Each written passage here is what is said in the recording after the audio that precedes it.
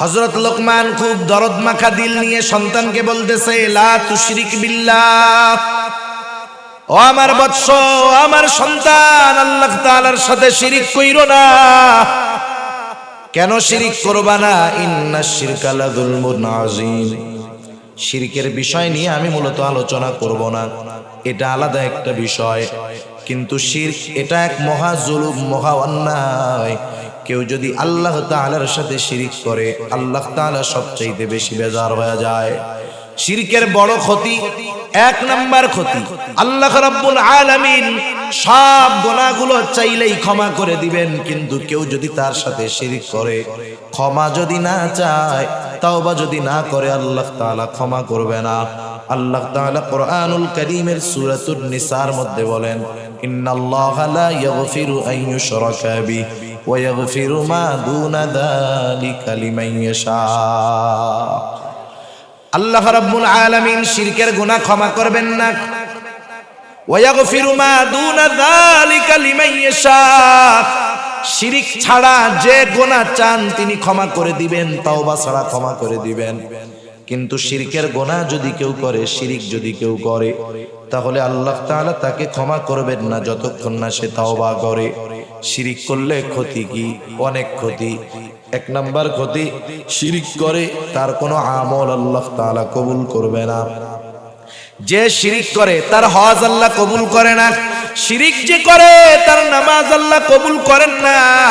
শিরিক যে করে রোজা আসতেছে, তার রোজা আল্লাহ কবুল করবে না। এই জন্য আল্লাহ রাব্বুল আলামিন বলেন, লা ইয়াহবাতান্না আমালুক। শিরিক যে করে তার আমল বাতিল বলে গণ্য হয়ে যায়। সেই জন্য মুশরিক শিরিক করা অবস্থায় যত আমল করে, যত ভালো কাজ করে, সেটা কবুল হয় না। তাহলে চিন্তা করেন, এক নম্বরে কোন আমল তার কবুল হবে না। দুই নম্বর ক্ষতি বলেন, ফাকাদ হারামাল্লাহু আলাইহিল জান্নাহ। যে শিরিকের সাথে লিপ্ত, তাওবা করলো না, তাওবা বিহীন দুনিয়া থেকে চলে গেল, আল্লাহ রাব্বুল আলামিন বলেন, ফাকাদ হারামাল্লাহু আলাইহিল জান্নাহ। আল্লাহ রাব্বুল আলামিন তার জন্য জান্নাতকে হারাম করে দিবে। তার মানে আমল কবুল হবে না, জান্নাতে যেতে পারবে না। শিরকের কারণে বেঈমান হয়ে অনন্তকাল তাকে জাহান্নামে থাকতে হবে। এখন বলেন, দুনিয়ার কোন ইমানদার বাবা চায় যে তার সন্তান জাহান্নামে যাক? কেউ চায়? কেউ চায় না। এজন্য এক নম্বরে আমরা আমাদের সন্তানদেরকে ঈমানের শিক্ষা দিব। এটা ঈমানের শিক্ষা। শিরিক থেকে সন্তানদেরকে বাঁচাবো, আল্লাহর সাথে পরিচয় করায় দিব, আল্লাহর একত্ববাদের পরিচয় তাদেরকে শিখায় দিব। তাহলে কি হবে? আমি আপনি যদি বুড়া হই, ওর কানেকশন তো আল্লাহর সাথে। ও বুড়াকালে আমাদেরকে বৃদ্ধাশ্রমে দিবে না, মরার পরে কবরে শোয়া রাখার পরে আর খোঁজ খবর নিবে এমন নয়, নিবে না এমন নয়, বরং আল্লাহর সাথে পরিচয় হওয়ার কারণে দুনিয়ার যেই প্রান্তে ওই সন্তান থাকুক না কেন, আল্লাহ তাআলার কাছে সে তার মা বাবার জন্য দোয়া করবে। ঠিক কিনা বলেন? তাআলার কাছে তৌফিক চাই। আল্লাহ তাআলা কিছু কথা আমাকে আপনাদের খেদমতে বলার সুযোগ করে দেন, যে কথাগুলো আমাদের সকলের দুনিয়া এবং আখিরাতের জন্য কল্যাণকর হয়। সকলে বলি আমিন। আমরা এখানে ব্যস্ততাকে উপেক্ষা করে বসেছি কিছু দুনিয়া আখিরাতের কল্যাণ অর্জনের কিছু আসবাব, কিছু জিনিস, কিছু জ্ঞান অর্জনের জন্য। ঠিক কিনা বলেন? বলেন তো, ওষুধ যদি মিষ্টি হয় কিন্তু ওই ওষুধে কোনো উপকার না থাকে, ওই ওষুধ মিষ্টি লাগতে পারে কিন্তু ওই ওষুধের দ্বারা কোনো উপকার হবে না। ওষুধ যদি তিতাও হয় কিন্তু ওই ওষুধের দ্বারা যদি আমার কল্যাণ হয়, উপকার হয়, ওই তিতা ওষুধ আমাদের জন্য উপকারী। ঠিক কিনা বলে? সেজন্য গ্রামের ভাষায় অনেক সময় বলে, জাতের মেয়ে কালো ভালো, নদীর পানি ঘোলাও ভালো। তা যাই হোক, আমরা কিছু উপকারী কথা শুনবো। আল্লাহ সুবহানাহু ওয়া তাআলা সে কথাগুলো আমাকে, আমাদের সকলকে আমলে পরিণত করার তৌফিক দান করুন। সম্মানিত উপস্থিতি, আল্লাহ সুবহানাহু ওয়া তাআলা আমাদেরকে এ দুনিয়াতে অজস্র নেয়ামত দান করেছেন। আল্লাহ প্রদত্ত নেয়ামত সমূহের মধ্যে অন্যতম নেয়ামত হলো সন্তান। আল্লাহর পক্ষ থেকে যত নেয়ামত আমরা পেয়েছি, যারা বিবাহ করেছেন, করেন নাই বা করবেন, মনে রাখতে হবে আল্লাহ প্রদত্ত দামি নেয়ামত সমূহের মধ্যে অন্যতম একটি দামি নেয়ামত আমাদের সন্তান। এই সন্তানেরা শুধু দুনিয়ার কাজে লাগে তা নয়, এই সন্তানেরা আমরা যদি তাদের একটু যথাযথ পরিচর্যা করতে পারি, যত্ন নিতে পারি, আমাদের এই সন্তানেরা দুনিয়া এবং আখিরাত উভয় জাহানে আমাদের জন্য সম্পদে পরিণত হবে। অনেক সময় অনেক মা বাবা চিন্তা করে যে আমার সন্তান কবে বড় হবে, লেখাপড়া কবে শেষ করবে, কর্মজীবনে কবে ঢুকবে, আর আমি বাড়িতে বসে বসে থাকবো, আমাকে ইনকাম করে খাওয়াবে। অনেক মা বাবা মনে করে আল্লাহ মনে হয় সন্তান এজন্যই দিয়েছে যে তুমি একে লালন পালন করবা, বড় বানাবা, ও ইনকাম শিখবে, তুমি বুড়া হবা, বাড়িতে পার উপরে পা তুলে শুধু খাবা। বলেন তো আল্লাহ তাআলা কি শুধুমাত্র এই জন্যই সন্তান দান করেছেন? না না, শুধু দুনিয়ার উপকার হাসিল করার জন্য আল্লাহ তাআলা সন্তান দান করেন নাই। এই সন্তানকে যদি আমরা যথাযথভাবে যত্ন নেই, এ সন্তান আমার আপনার জন্য দুনিয়া এবং আখিরাত উভয় জাহানে সম্পদে পরিণত হবে। আর সন্তানকে যদি উভয় জাহানের সম্পদে পরিণত করতে চাই, কোরআন এবং সুন্নাহর মধ্যে সন্তানদের লালন পালন, তাদের দায়িত্বের ব্যাপারে যে কথাগুলো আল্লাহ এবং তার রাসূল জানিয়েছেন, সেই অনুযায়ী আমাদের আমল করতে হবে, তাহলে সন্তান সম্পদে পরিণত হবে। এখন সন্তান যদি সম্পদে পরিণত হয়, লাভটা কি? আমি একটা দুইটা লাভের কথা বলে আমি যে আলোচনা করব ইনশাআল্লাহ ওইদিকে আমি যাব ইনশাআল্লাহ। আপনারা সজাগ আছেন তো? তাকবীর দেন, নারায়ে তাকবীর। আওয়াজ হয় নাই, নারায়ে তাকবীর। আরো জোরে, নারায়ে তাকবীর। মাশাআল্লাহ, একটু সজাগ থাকতে হবে আমাদের। তা যাই হোক, সন্তান যদি সম্পদ হয়, দুনিয়া আখিরাতে লাভ আছে। দুনিয়ার লাভ কি? আপনারা হয়তো অনেকে জেনে থাকবেন, দেখে থাকবেন যে দুনিয়াতে এমনও মানুষ আছে যার ৩-৪টা সন্তান, সবাই উচ্চ শিক্ষিত। উচ্চ শিক্ষিত সবাই, কেউ আমেরিকায় থাকে, কেউ কানাডায় থাকে, কেউ ইংল্যান্ডে থাকে। এই বাবা তার সারা জীবনের সব সম্পদ ব্যয় করে ৩ সন্তানকে লেখাপড়া শিখিয়েছেন। কিন্তু আফসোস, এই বাবা যখন বার্ধক্যে উপনীত হলেন, এই উচ্চ শিক্ষিত অনেক সম্পদের মালিক ৩ সন্তান মা বাবার খোঁজ খবরও নেয় না, মা বাবার ব্যাপারে তাদের কোনো টেক কেয়ার নাই। বরং এমনও হয় অনেক মা বাবার উচ্চ শিক্ষিত সন্তান থাকার পরেও ওই মা বাবার শেষ জীবন বৃদ্ধাশ্রমে কাটাতে হয়। আছে না নাই? আমি আপনাদের খেদমতে অনেক উদাহরণ দিতে পারবো, উপমা দিতে পারবো যে 5টা সন্তান তিনি সারা জীবনের সব উপার্জন ব্যয় করে দুনিয়াবি লাইনে সর্বোচ্চ শিক্ষিত বানিয়েছেন। তার 5টা ছেলেই বিদেশে লেখাপড়া করে ডক্টরেট অর্জন করেছে। আফসোস, ওই লোকটাকে জীবনের শেষ সময়ে অসুস্থতার মাঝে ওষুধ না পেয়ে বৃদ্ধাশ্রমে তাকে কাটাতে হয়েছে। এখন বলেন, যেই বাবা এই সন্তানদের দুনিয়ার লাইনে উচ্চ শিক্ষিত করলো, অথচ দুনিয়াতেই ওই বাবা ওই সন্তানদের দ্বারা কোনো উপকার পায় নাই, তাহলে মরার পরে ওই সন্তানদের দ্বারা বাবা পরকালের উপকার পাবে, এটা কল্পনাও করা ভুল বিষয়। ঠিক কিনা বলেন? তাহলে আমরা চাই যে আমাদের সন্তান অনেক টাকা পয়সার মালিক না হোক, কিন্তু আমি যখন বার্ধক্যে উপনীত হব, হায়াত যদি থাকে, আমার সন্তান হয়তো আমাকে 10-15 প্রকারের তরকারি দিয়ে খাওয়াতে পারবে না, কিন্তু আমি যেমন ছোটবেলায় তাকে আদর স্নেহে বুকে লালন পালন করেছি, আমার সন্তান হয়তো আমাকে মরিচ ভর্তা দিয়ে খাওয়াবে, আলু ভর্তা দিয়ে খাওয়াবে, কিন্তু বার্ধক্যে আমার প্রতি তার স্নেহ, মোহাব্বত, ভালোবাসা, দরদ থাকবে।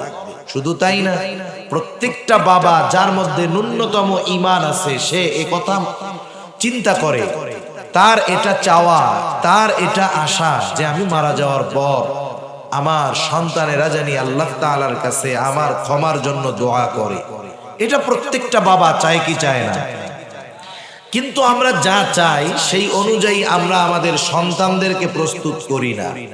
আমি যদি চিন্তা করি আমি একটা কলা গাছ লাগাইলাম, এইটা বড় হলে এই কলা গাছ দিয়ে আমি ফার্নিচার বানাবো, এটা সম্ভব? আমি যদি ফার্নিচার বানাতে চাই তাহলে আমাকে ফার্নিচার যেই কাঠে হয় সেই গাছ লাগাতে হবে। আমি যদি আমার সন্তানদের দ্বারা দুনিয়া আখিরাত উভয় জাহানে উপকৃত হতে চাই তাহলে সন্তানদেরকে সেইভাবে প্রস্তুত করতে হবে। কোন ভাবে? যেভাবে আল্লাহ এবং তার রাসূল আমাদেরকে জানিয়েছেন। আজকে আমরা সন্তানদের সম্পদে পরিণত করার জন্য কি করণীয়, এই বিষয়ে সূরা লোকমানের ২য় রুকু থেকে কিছু আলোচনা করব।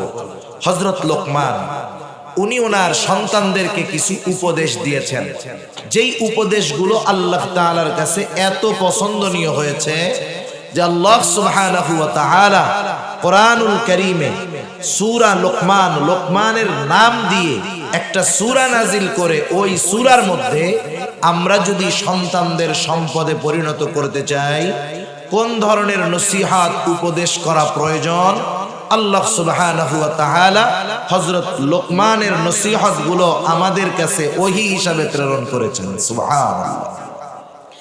একথা মোটামুটি বলা যায় যেই বাবা হযরত লোকমানের এই নসিহতগুলো তার সন্তানকে যথাযথভাবে করবে, তার সন্তান দুনিয়া আখিরাতে তার জন্য সম্পদে পরিণত হবে ইনশাআল্লাহ। সেজন্য যাদের সন্তান আছে আমরা তারাও শুনবো আমলের নিয়তে, যারা বিবাহ করি নাই আমরাও শুনবো এবং মনে মনে এই নিয়ত রাখবো আল্লাহ তাআলা যদি সন্তান দেন, আমি আমার সন্তানেরা যখন বুঝবে আমিও তাদেরকে এই নসিহতগুলো করব। আল্লাহ তাআলা হযরত লোকমানের নসিহতগুলো পছন্দ হয়েছে বিদায় ওহী হিসাবে ওই নসিহতগুলো আমাদেরকে আল্লাহ তাআলা জানিয়ে দিয়েছেন। প্রথমে আল্লাহ তাআলা হযরত লোকমানের পরিচয় তুলে ধরছেন। কেন? কারণ আপনাদের এই পিএম খালি এটা তো একটা ইউনিয়ন, তাই না? এই ইউনিয়নের একজন চেয়ারম্যান আছে, আপনারা সবাই চেয়ারম্যানকে চিনেন। চেয়ারম্যান সাহেবের সাথে দেখা হলে আপনারা সালাম বিনিময় করেন, তাকে সম্মান করেন। চেয়ারম্যান সাহেব কোনো কথা বললে গুরুত্ব সহকারে শুনেন। কেন? কারণ উনি যে চেয়ারম্যান তার পরিচয় আপনাদের চেনা আছে, জানা আছে, ঠিক কিনা? আপনারা তাকে চেয়ারম্যান এই কারণে গুরুত্ব দেন, সমীহ করেন, সম্মান করেন, তার কথার গুরুত্ব আরোপ করেন। কিন্তু আপনাদের এই চেয়ারম্যান বা যে কোনো ইউনিয়নের সম্মানিত চেয়ারম্যান যদি দেশের আরেক প্রান্তে যায়, আছেন কক্সবাজার, চেয়ারম্যান সাহেব গেলেন সেই পঞ্চগড়ের তেতুলিয়া, যেখানে তাকে কেউ চিনে না, বলেন তো তার কথাগুলো তার পরিচিত মানুষ, আপনাদের ইউনিয়নের মানুষ যেভাবে গ্রহণ করবে, গুরুত্ব দিবে, তাকে যেখানে চিনে না ওই পঞ্চগড়ে তার কথাগুলো কি পঞ্চগড়ের লোক সম আপনারা যতটুকু গুরুত্ব দিবেন ততটুকু গুরুত্ব দিবে? কেন? কারণ ওই এলাকার লোক ওনার পরিচয় জানে না। কিন্তু যখন মানুষ জানবে যে এই লোকটা বাংলাদেশের একেবারে পৃথিবীর সর্ববৃহৎ সমুদ্র সৈকত যেই কক্সবাজারে অবস্থিত, সেই কক্সবাজার সদরের একটা ইউনিয়নের সম্মানিত চেয়ারম্যান, বলেন তো পরিচয় জানার পর ওনার কথার গুরুত্ব তাদের মধ্যে আগের চাইতে বাড়বে না কমবে? তার মানে মানুষ যখন মানুষের পরিচয় জানতে পারে, চিনতে পারে, তার পরিচয় জানার পরে ওই ব্যক্তির গুরুত্ব, তার কথার গুরুত্ব মানুষের কাছে বেড়ে যায়। আল্লাহ তাআলা হযরত লোকমানের নসিহতগুলো বর্ণনা করার পূর্বে হযরত লোকমানের পরিচয়টা একেবারে সংক্ষিপ্ত সারে তুলে ধরতেছেন। আল্লাহ তাআলা বলেন, ওয়ালাকাদ আতাইনা লুকমানাল হিকমাতা আনিশকুর লিল্লাহ। আল্লাহ রাব্বুল আলামিন বলেন, আমি লোকমানকে হিকমত প্রদান করেছি। হিকমত হলো প্রজ্ঞা, দ্বীনের বুঝ, যেখানে যেটা করার দরকার উপস্থিতি জ্ঞান। এক কথায় প্রজ্ঞা, দ্বীনের বুঝ, সত্য মিথ্যার পার্থক্য করার যোগ্যতা। আল্লাহ রাব্বুল আলামিন বলেন, আমি এই হিকমত, এই প্রজ্ঞা লোকমানকে প্রদান করেছি। তাফসীরের মধ্যে আসছে হযরত লোকমানের কাছে দুটো জিনিস পেশ করা হয়েছে, উপস্থাপন করা হয়েছে।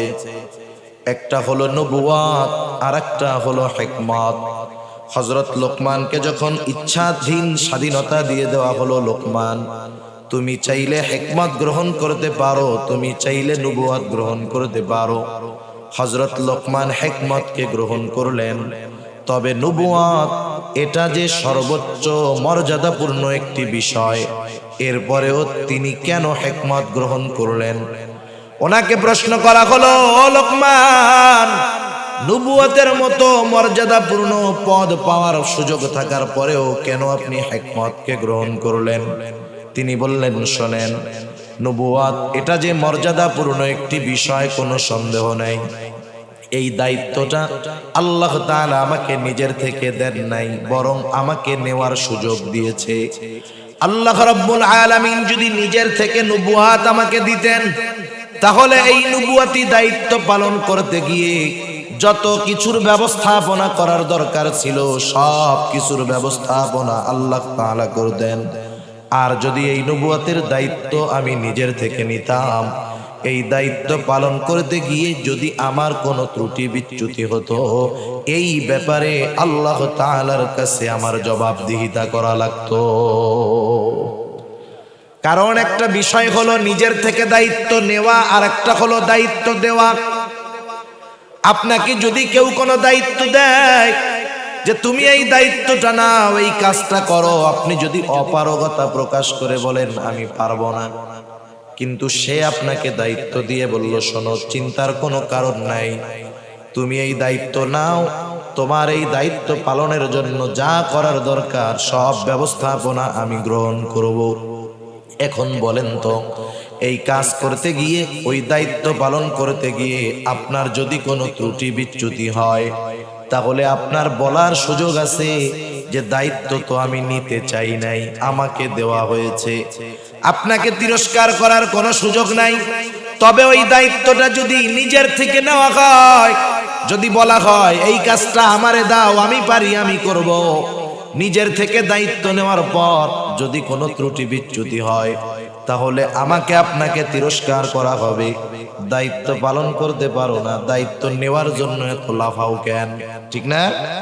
তাহলে দায়িত্ব দেওয়া আর নিজের থেকে নেওয়া এক বিষয় নয়। হযরত লোকমান বললেন, শোনো, আমাকে নবুয়াত দেওয়া হয় নাই, বরং নেওয়ার সুযোগ দেওয়া হয়েছে। এই জন্য আমি নবুয়াত গ্রহণ করি নাই, হিকমত গ্রহণ করেছি। আল্লাহ রাব্বুল আলামিন সেই কথাই বলেন, আমি হযরত লোকমানকে হিকমত প্রদান করেছি, হিকমত।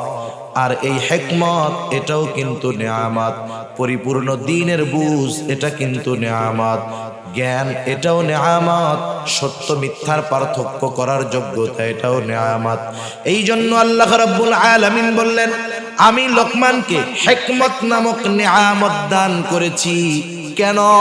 এই নেয়ামত পেয়ে সে যেন আনিশকুরুলিল্লাহ, সে যেন আল্লাহর শুকরিয়া আদায় করে। তার মানে প্রথম শিক্ষা আমাদের জন্য, আমরা যখন আল্লাহর তরফ থেকে কোনো নেয়ামত পাবো, ওই নেয়ামত পাবার পর শুকরিয়া আদায় করব কার? হযরত লোকমানের কথা কাজ সব কিছুর মধ্যে প্রজ্ঞার ছোঁয়া পাওয়া যাইত, হিকমতের ছোঁয়া পাওয়া যাইত। হযরত লোকমান কেমন প্রজ্ঞাবান ব্যক্তি ছিলেন? জীবনের প্রথম সময় হযরত লোকমান তিনি ছাগল চড়াইতেন। একদিন ছাগলের মালিক এসে বলতেছে, লোকমান, তুমি আমার জন্য একটা ছাগল জবাই করবা, আর এই ছাগলের সবচাইতে সুস্বাদু জায়গার গোশত আমার সামনে হাজির করবা। হযরত লোকমান মালিকের নির্দেশে একটা ছাগল জবাই করলেন। এইবার ছাগল জবাই করে ছাগলের কলিজা, হৃৎপিণ্ড আর জিহ্বার গোশত মালিকের সামনে হাজির করলেন। মালিককে বললেন, মালিক, এই দুই জায়গার গোশত সবচেয়ে উৎকৃষ্ট গোশত। এবার মালিক বললেন, লোকমান, আর একটা ছাগল তুমি জবাই করো, এইবার আমার জন্য সবচাইতে নিকৃষ্ট জায়গার গোশত আনবা। হযরত লোকমান আর একটা ছাগল জবাই করবার পর আবার হৃৎপিণ্ড আর জিহ্বা নিয়ে হাজির। খারাপটা আনতে বলছে ওইটা আনছে, ভালোটা আনতে বলছে ওটাই আনছে। মালিক আবার বলতেছে, লোকমান, তুমি কি আমার সাথে মশকরা করো?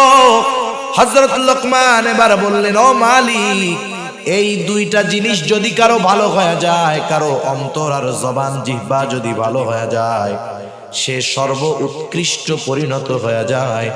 আর যার এই দুইটা জিনিস খারাপ হয়ে যায়, সে সবচাইতে নিকৃষ্ট হয়ে যায়।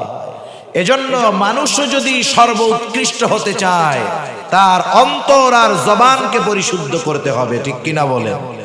মানুষের চেহারা যত সুন্দর হোক, যত সম্পদের মালিক সে হোক না কেন, যার অন্তর আর জবান খারাপ, ও উচ্চবংশীয় হতে পারে, দেখতে সুন্দর হতে পারে, কিন্তু সে সর্বনিকৃষ্ট একজন ব্যক্তি, ঠিক কিনা বলেন? এজন্য হযরত লোকমানের কথা কর্মের ভিতরে এরকম হিকমত পাওয়া যাইত। আল্লাহ রাব্বুল আলামিন এরপরে বলতেছেন, ওয়ামাই ইয়াশকুর ফাইন্নামা ইয়াশকুরু লিনাফসিহি, যে আল্লাহর নিয়ামতের শুকরিয়া আদায় করে সে সেটা নিজের জন্যই করে। কারণ শুকরিয়া আমরা যদি আদায় করি, লাভ আল্লাহর নয়, লাভ কাদের? জোরে বলেন। আমাদের লাভ। এই কথাই আল্লাহ তাআলা বলেন, ওয়ামাই ইয়াশকুর ফাইন্নামা ইয়াশকুরু লিনাফসিহি, যে আল্লাহর কৃতজ্ঞতা প্রকাশ করে সে সেটা নিজের জন্যই করে। কারণ আমরা যদি নিয়ামতের শুকরিয়া আদায় করি, আমাদের সকল নিয়ামত যিনি বাড়ায়া দিবেন তিনি কে?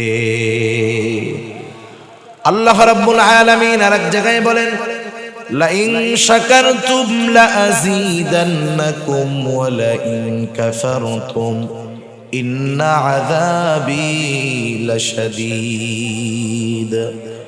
আল্লাহ রাব্বুল আলামিন বলেন, তোমরা যদি নিয়ামতের শুকরিয়া আদায় করো, আমি তোমাদের নিয়ামত আরো বাড়ায়া দিব। ওয়ালা ইন কাফারতুম, তোমরা যদি নিয়ামতের নাশকরি করো, জেনে রাখো ইন্না আযাবি লাশাদীদ, আমার আযাব বড় শক্ত, আমার আযাব বড় কঠোর। তাহলে যে কোনো ধরনের নিয়ামত পাইলে শুকরিয়া আদায় হবে কার? আমি সুস্থ আছি, এটা নিয়ামত, শুকরিয়া আদায় করব কার? আমি বুঝি দ্বীনের উপরে চলতে পারি, আসতে পেরেছি, চলতে পারতেছি, এটা নিয়ামত, শুকরিয়া আদায় করব কার? আল্লাহ তাআলা আমাকে ইলম দিয়েছেন, জ্ঞান দিয়েছেন, নিয়ামত, শুকরিয়া আদায় হবে কার? আল্লাহ তাআলা। এরপরে আল্লাহ তাআলা বলেন, ওয়ামান কাফারা ফাইন্নাল্লাহা গানিয়্যুন হামিদ। আল্লাহ তাআলা বলেন, যারা কুফরি করে নিয়ামতের শুকরিয়া আদায় করে না। কারণ আমরা যদি নিয়ামতের শুকরিয়া আদায় করি, লাভ আমাদের। সারা দুনিয়ার মানুষ যদি আল্লাহর নিয়ামতের শুকরিয়া আদায় না করে, কুফরি করে, আল্লাহর কসম, সারা পৃথিবীর মানুষ যদি নাশকর গোজার হয়ে যায়, আল্লাহ তাআলার কোনো লস নাই। লস আছে নাকি? আবার সারা পৃথিবীর মানুষ যদি শুকরগুজার হয়ে যায়, আল্লাহ তাআলার কোনো লাভ আছে নাকি? তাহলে আল্লাহ তাআলার কোনো লাভ নাই, লস নাই। শুকর আদায় করলে লাভ আমার, না করলে ক্ষতি আমার। যদি না করি, সে কথাই আল্লাহ তাআলা বলেন যে তিনি আমাদের কৃতজ্ঞতার মুখাপেক্ষী নয়, বরং তারা জেনে রাখুক, ওয়ামান কাফারা ফাইন্নাল্লাহা গানিয়্যুন হামিদ। যারা নাশকরি করে, আল্লাহ তাআলা বলেন তারা জেনে রাখুক, ফাইন্নাল্লাহা, নিশ্চয়ই আল্লাহ, গানিয়্যুন হামিদ, অমুখাপেক্ষী এক সত্তা, সপ্রশংসিত সত্তা। এই জন্য শুকরিয়া যদি আদায় করি, লাভ আমাদের। এই আয়াতের মধ্যে মূল মেসেজটা কি, মূল খবরটা কি? আল্লাহ তাআলা আমাদেরকে মূলত এই বিষয়টা জানাতে চান যে হযরত লোকমান একজন শুকরগুজার বান্দা ছিলেন। হযরত লোকমান শুকরগুজার বান্দা ছিলেন। আমরা একজন মানুষের ব্যাপারে বলতে পারি উনি বড় আবেদ, উনি বড় শুকরগুজার বান্দা। আমরা বলতে পারি আমাদের দেখার দৃষ্টিকোণ থেকে আসলে উনি বড় আবেদ না উনি বড় শুকরগুজার বান্দা, এ খবর জানে কে? যেই আল্লাহর শুকরিয়া আমরা আদায় করব, সেই আল্লাহ বলতেছে যে হযরত লোকমান সে একজন শুকরগুজার বান্দা। এর দ্বারা হযরত লোকমান কতটা জ্ঞানী ছিলেন, কতটা গুরুত্বপূর্ণ ব্যক্তি ছিলেন, আল্লাহ তাআলা এটা আমাদেরকে জানিয়ে দিলেন। কথার কথা ধরেন, আপনাদের এমপি সাহেব, আপনারা কেউ তাকে চিনেন না। এমপি সাহেবের সাথে একজন লোক ঘুরে, তাকে আপনারা কেউ চিনেন না। আপনাদের এমপি সাহেবকে তো সবাইকে চিনেন। মনে করেন উনি এখানে আসলেন, বসলেন, পাশে একজন অপরিচিত ব্যক্তি, হাজার হাজার মানুষ। তখন এমপি সাহেব যদি ওই অপরিচিত লোকটাকে পরিচয় করায় দেয় যে শুনেন, এই যে লোকটারে দেখতেছেন, লোকটা কিন্তু আমার খুব আস্থাভাজন ব্যক্তি, আমার খুব বিশ্বস্তের ব্যক্তি।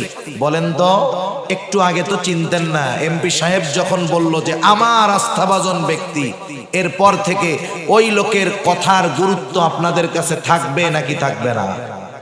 তার মানে এমপি সাহেব তার উপরে সন্তুষ্ট, বলতেছে যে আমার খুব কাছের মানুষ, আমার খুব বিশ্বস্ত ব্যক্তি। এখন ওই ব্যক্তির কদর, গুরুত্ব, তার কথার গুরুত্ব সব বেড়ে যাবে। যখন আল্লাহ তাআলা বললেন যে হযরত লোকমান আমার শুকরগুজার বান্দা, তাহলে ওই লোকমান, তার ব্যাপারে আগে জানি আর না জানি, তাকে চিনি আর না চিনি, যখন আল্লাহ তাআলা বললেন লোকমান আমার শুকরগুজার বান্দা, তার কথার গুরুত্ব দেওয়ার দরকার আছে না নাই? এইবার হযরত লোকমানের নসিহতগুলো আল্লাহ তাআলা আমাদেরকে জানাচ্ছেন। যদিও আমি দুটো আয়াত তিলাওয়াত করেছি, এরপরেও হযরত লোকমান এই রুকুর মধ্যে সন্তানদের যেই নসিহতগুলো করছেন সেগুলো আমি শুধু বলবো। এক নাম্বার, হযরত লোকমান তার সন্তানদেরকে কি নসিহত করলেন? আল্লাহ তাআলা বলেন, وَإِذْ قَالَ لُقْمَانُ لِابْنِهِ وَهُوَ يَعِظُهُ يَا بُنَيَّ لَا تُشْرِكْ بِاللَّهِ। হযরত লোকমান তার সন্তানদেরকে ওয়াজ করতেছে। وَإِذْ قَالَ لُقْمَانُ لِابْنِهِ وَهُوَ يَعِظُهُ, একটা হলো উপদেশ আর একটা হলো ওয়াজ, দুইটার মধ্যে তফাৎ আছে। আপনি আমি যখন আপনার সন্তানকে ওয়াজ করতে চাই, নসিহত করতে চাই, নসিহতের ভাষা একরকম আর উপদেশের ভাষা আর এক রকম। আপনি যদি আদেশ করতে চান কোনো বিষয়ে কি বলেন? এইটা কর বা এটা করো, এটা আদেশ। আর আপনি যদি একটু আবেগ নিয়ে, মোহাব্বত নিয়ে, ভালোবাসা নিয়ে বলেন আমার সন্তান তুমি একটু এই কাজটা করো তো, যদিও এখানে আদেশবাচক শব্দ আছে কিন্তু বলার মাধ্যমটা হলো নসিহার মতো, যে বাবা এই কাজটা করলে তোমার উপকার হবে, তুমি এই কাজটা করো। এখানে নসিহাত প্রকাশ পায়। আর যদি সরাসরি বলা হয় এটা করো, এখানে আদেশ। নসিহাতের মধ্যে আবেগ থাকে, ভালোবাসা থাকে, মোহাব্বত থাকে।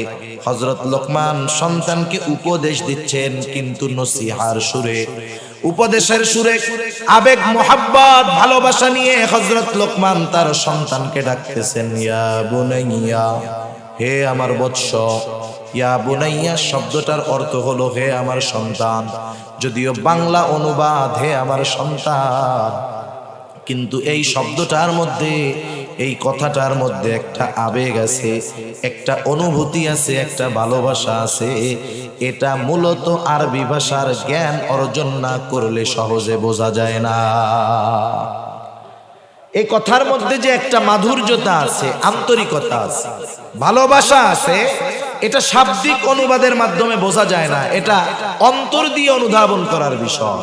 মনে করেন আপনার ছেলে খারাপ বন্ধুদের সাথে মিশে, কথার কথা, অথবা আপনার ভাই খারাপ বন্ধুদের সাথে মিশে, আপনি যদি তাকে সরাসরি আদেশ করেন, এই আগামীকাল থেকে ওদের সাথে আর মিশবি না, চলবি না, এটা এক ধরনের। আবার যদি আপনি চিন্তা করেন যে ছেলেটা মিশে কেমনে বলা যায়, এবার খানা দানা শেষ, আপনি আপনার ছেলেটাকে বললেন, বাবা আমি তোমার সাথে 5টা মিনিট কথা বলতে চাই, সময় হবে? আপনি যদি ছেলের এরকম বলেন, ছেলে যত খারাপ হোক না কেন, বাপ যদি এরকম বলে, সে কি বলবে? না বাবা, আই এম ভেরি বিজি, এ কথা বলবে? বলবে না। সে বলবে আব্বা ঠিক আছে বলেন।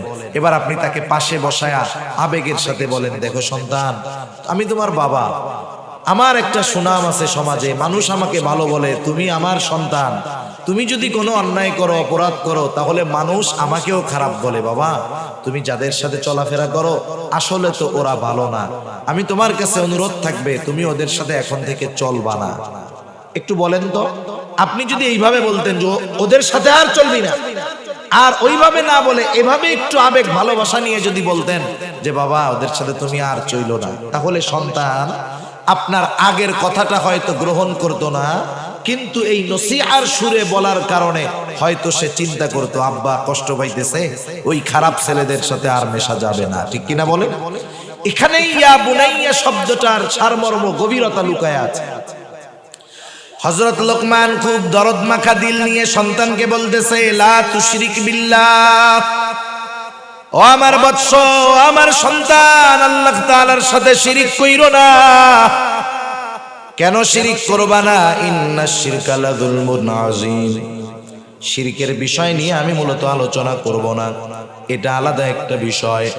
কিন্তু শিরক এটা এক মহা জুলুম, মহা অন্যায়। কেউ যদি আল্লাহ তাআলার সাথে শিরিক করে, আল্লাহ তাআলা সবচাইতে বেশি বেজার হয়ে যায়। শিরকের বড় ক্ষতি, এক নাম্বার ক্ষতি, আল্লাহ রাব্বুল আলামিন সব গুনাহগুলো চাইলেই ক্ষমা করে দিবেন, কিন্তু কেউ যদি তার সাথে শিরিক করে, ক্ষমা যদি না চায়, তাওবা যদি না করে, আল্লাহ তাআলা ক্ষমা করবে না। আল্লাহ তাআলা কোরআনুল কারীমের সূরাতুন নিসার মধ্যে বলেন, ইন্নাল্লাহা লা ইয়াগফিরু আন ইউশরাকা বিহি ওয়া ইয়াগফিরু মা দুনা যালিকা লিমান ইয়াশা। আল্লাহ রাব্বুল আলামিন শিরকের গুনাহ ক্ষমা করবেন না। ওয়া ইয়াগফিরু মা দুনা যালিকা লিমান ইয়াশা। শিরিক ছাড়া যে গুনাহ চান তিনি ক্ষমা করে দিবেন, তাওবা ছাড়া ক্ষমা করে দিবেন। কিন্তু শিরকের গুনাহ যদি কেউ করে, শিরিক যদি কেউ করে, তাহলে আল্লাহ তাআলা তাকে ক্ষমা করবেন না যতক্ষণ না সে তাওবা করে। শিরিক করলে ক্ষতি কি? অনেক ক্ষতি। এক নাম্বার ক্ষতি, শিরিক করে তার কোনো আমল আল্লাহ তাআলা কবুল করবে না। যে শিরিক করে তার হজ আল্লাহ কবুল করে না। শিরিক যে করে তার নামাজ আল্লাহ কবুল করেন না। শিরিক যে করে, রোজা আসতেছে, তার রোজা আল্লাহ কবুল করবে না। এই জন্য আল্লাহ রাব্বুল আলামিন বলেন, লা ইয়াহবাতান্না আমালু। শিরিক যে করে তার আমল বাতিল বলে গণ্য হয়ে যায়। সেই জন্য মুশরিক শিরিক করা অবস্থায় যত আমল করে, যত ভালো কাজ করে, সেটা কবুল হয় না। তাহলে চিন্তা করেন, এক নম্বরে কোনো আমল তার কবুল হবে না। দুই নাম্বার ক্ষতি, বলেন ফাকাদ হারামাল্লাহু আলাইহিল জান্নাহ। যে শিরিকের সাথে লিপ্ত, তাওবা করলো না, তাওবা বিহীন দুনিয়া থেকে চলে গেল, আল্লাহ রাব্বুল আলামিন বলেন ফাকাদ হারামাল্লাহু আলাইহিল জান্নাহ। আল্লাহ রাব্বুল আলামিন তার জন্য জান্নাতকে হারাম করে দিবে। তার মানে আমল কবুল হবে না, জান্নাতে যেতে পারবে না। শিরকের কারণে বেঈমান হয়ে অনন্তকাল তাকে জাহান্নামে থাকতে হবে। এখন বলেন, দুনিয়ার কোন ইমানদার বাবা চায় যে তার সন্তান জাহান্নামে যাক? কেউ চায়? কেউ চায় না। এজন্য এক নম্বরে আমরা আমাদের সন্তানদেরকে ঈমানের শিক্ষা দিব। এটা ঈমানের শিক্ষা। শিরিক থেকে সন্তানদেরকে বাঁচাবো, আল্লাহর সাথে পরিচয় করায় দিব, আল্লাহর একত্ববাদের পরিচয় তাদেরকে শিখায় দিব। তাহলে কি হবে? আমি আপনি যদি বুড়া হই, ওর কানেকশন তো আল্লাহর সাথে। ও বুড়াকালে আমাদেরকে বৃদ্ধাশ্রমে দিবে না, মরার পরে কবরে শোয়া রাখার পরে আর খোঁজ খবর নিবে এমন নয়, নিবে না এমন নয়, বরং আল্লাহর সাথে পরিচয় হওয়ার কারণে দুনিয়ার যেই প্রান্তে ওই সন্তান থাকুক না কেন, আল্লাহ তাআলার কাছে সে তার মা বাবার জন্য দোয়া করবে। ঠিক কিনা বলি? এজন্য আমরা সন্তানদেরকে আল্লাহর সাথে পরিচয় করায় দিব, ঈমানের শিক্ষা দিব। এরপরে আল্লাহ রাব্বুল আলামিন দুনিয়াবাসীর জন্য নসিহত করেছেন মা বাবার সাথে সদাচরণ করার ব্যাপারে। আমি আর ওগুলোর মধ্যে যাব না, আমি শুধু হযরত লোকমানের নসিহতগুলো আপনাদের খেদমতে বলবো। মনে রাখতে হবে কথাগুলো আমি শেষের দিকে কিন্তু জিজ্ঞাসা করব। ভাই, এক নাম্বার, হযরত লোকমান তার সন্তানকে যেই নসিহতগুলো করলেন, নসিহতগুলোর মধ্যে এক নাম্বার নসিহত, হযরত লোকমান তার সন্তানদেরকে ঈমানের শিক্ষা দিয়েছে। এক নাম্বার শিক্ষা কিসের শিক্ষা? জোরে বলেন, কিসের শিক্ষা? ঈমানের শিক্ষা। এই শিক্ষা দ্বারা কি করলো? ছেলেকে অনন্তকাল, তার সন্তানকে অনন্তকাল জাহান্নাম থেকে বাঁচার শিক্ষা বাবা প্রথমে সন্তানকে দিলেন। দ্বিতীয় শিক্ষা কি দিলেন? আমলের শিক্ষা। কিসের শিক্ষা? হযরত লোকমান এবার সন্তানকে বলতেছে, ইয়া বুনাইয়া এবার শিক্ষা দিচ্ছেন হযরত লোকমান সন্তানকে, এবার শিক্ষা দিচ্ছেন আল্লাহ তাআলার কতটা সূক্ষ্ম, কতটা জ্ঞান, কতটা ইলম। আল্লাহর সম্যক পরিচয় সন্তানের সামনে তুলে ধরতেছেন হযরত লোকমান। হযরত লোকমান এবার সন্তানকে বলেন, ইয়া বুনাইয়া ইন্নাহা ইন তাকু মিসকালা হাববাতিন মিন খারদাল ফাতাকুন ফি সখরাতিন আও ফিস সামাওয়াতি আও ফিল আরদ ইয়াতি বিহাল্লাহ। হযরত লোকমান সন্তানকে বলতেছে, ও সন্তান, ইয়া বুনাইয়া ইন্নাহা, একটু খেয়াল দিয়া শুনবো, ইন্নাহা এই হা দ্বারা উদ্দেশ্য হলো আমল, কাজ। কোন মুফাসসির বলেন এর দ্বারা উদ্দেশ্য হলো খারাপ কাজ, কোন মুফাসসির বলেন এর দ্বারা উদ্দেশ্য হলো সকল ধরনের কাজ, ভালো কাজ আর মন্দ কাজ উভয়টা। আরবিতে কর্মকে বলা হয় আমল। কি বলে? আমল। মানুষ যখন ভালো কাজ করে আমরা কি বলি? যে লোকটা ভালো কাজ করছে, তাইলে ভালোটাও কাজ। আবার যখন মন্দ কাজ করে আমরা কি বলি? আরে ও খারাপ কাজ করে বেড়ায়, তাইলে খারাপটাও কাজ। তার মানে উদ্দেশ্য হলো, আমল দ্বারা উদ্দেশ্য হলো যে ভালো কাজ অথবা মন্দ কাজ। হযরত লোকমান সন্তানকে বলতেছে, সন্তান, ইন্নাহা ইন তাকু মিসকালা হাববাতিন মিন খারদাল, তোমার ওই কাজটা, তোমার ওই আমলটা, এটা যদি সরিষা দানা পরিমাণ হয়, তার মানে আমরা যদি কোনো কাজ এমন করি যেটা সরিষা দানা পরিমাণ, সন্তানকে সেই শিক্ষাটাই হযরত লোকমান দিয়ে বলতেছেন, বৎস, ও আমার কলিজার টুকরা সন্তান, তুমি যেই ধরনের পাপ করো না কেন, তোমার ওই পাপটা যদি একেবারে ছোট হয়, সরিষা দানা পরিমাণও হয়, ওই পাপটা যদি তুমি পাথরের মধ্যেও করো, ওই পাপটা যদি তুমি আসমানেও করো, জমিনেও করো, আল্লাহ রাব্বুল আলামিন তোমার ওই কর্মটাকে হাজির করবে। আল্লাহ তাআলা কোরআনুল কারীমের মধ্যে এক জায়গায় বলেন, ওয়া নাযাউল মাওয়াজিনাল কিসতা লিয়াউমিল কিয়ামাহ ফালা তুযলামু নাফসুন শাইআ ওয়া ইন কানা মিসকালা হাববাতিন মিন খারদালিন আতাইনা বিহা ওয়া কাফা বিনা হাসিবিন। আল্লাহ রাব্বুল আলামিন বলেন, আমি কিয়ামতের দিন ন্যায় বিচারের আদালত কায়েম করব। দুনিয়ার আদালতের মধ্যে ন্যায় বিচার নাই, বরং অবিচার আর অবিচার, ঠিক কিনা বলেন? কিন্তু আল্লাহ তাআলা যেই আদালত কায়েম করবে সেখানে কোনো অবিচার নাই, ন্যায় বিচার।